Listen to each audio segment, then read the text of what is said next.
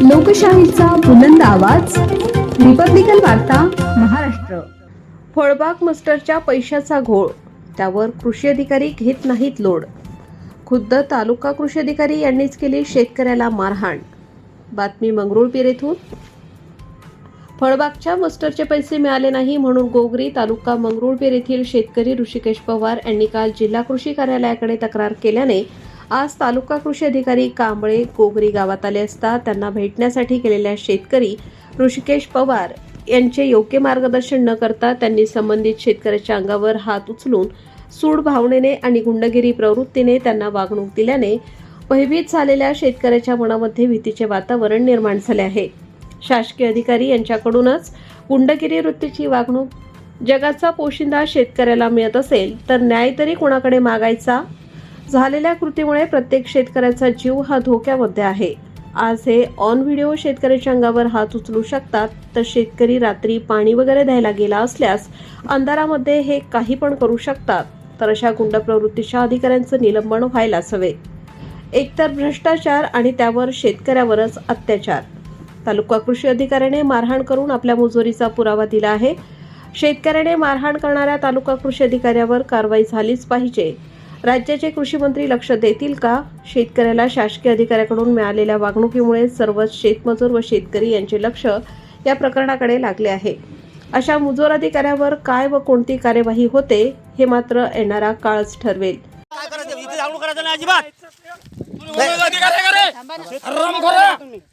शेतकरी सांग बोलू द्यायला एका ढाकळांनी आळवा करून टाकेल हराम खरा 6 महिने जमाना होणार नाही 6 महिने मादर चोदा शूटिंग वाल्याच्या पोटच्या हराम दाद्या तू गाडी लागला रे थांब 1 मिनिट शेतकऱ्याला सरळ बोलायला लागलो त्याला काय उलट बोललो मी बोलू देऊ नाही लागला तू त्या शेतकऱ्याला तुझी 1 मिनिट देतो मी हमने तो आगा पण मी काय म्हणतो इथे काय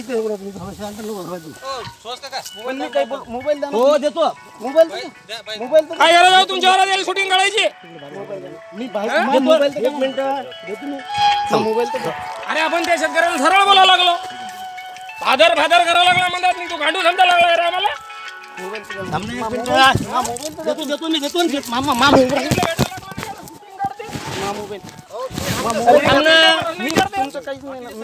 डिलीट करसाल तुम्ही कोणी काही डिलीट करत नाही काही करत नाही आम्हाला आम्ही काही गांडू नाही घाबरणारे नाही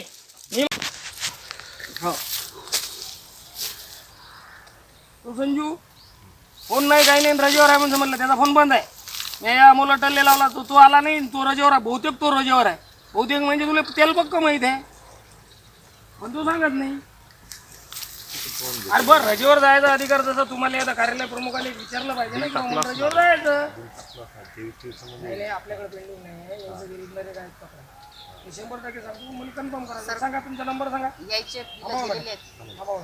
तुमचा नंबर सांगा मोबाईल नंबर 87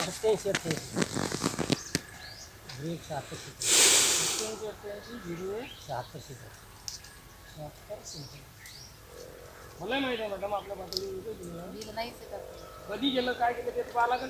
ते कसं असते तुमचे जे पैसे आहे सामग्रीचे खतं औषधं कलम म्हणजे मजुरीच्या व्यतिरिक्त जी काही रक्कम आहे त्याला सामग्रीची रक्कम म्हणतात कुशलची आणि मजुरी तेवढी अकुशलचे पैसे मस्टर आम्ही टाकतो कुशलचा FDO जनरेट करून नागपूरला जाते आणि नागपूरहून ते पैसे कधी येते ते आम्हाला माहीत पडत नाही थेट तुमच्या खात्यात येतात ते पैसे पण आम्ही आमच्या लेवलवर पेंडिंग ठेवत नाही आम्हाला ते तेवढ्या कालावधीत तुम्हाला पैसे द्यावंच लागतात 3 वर्षात।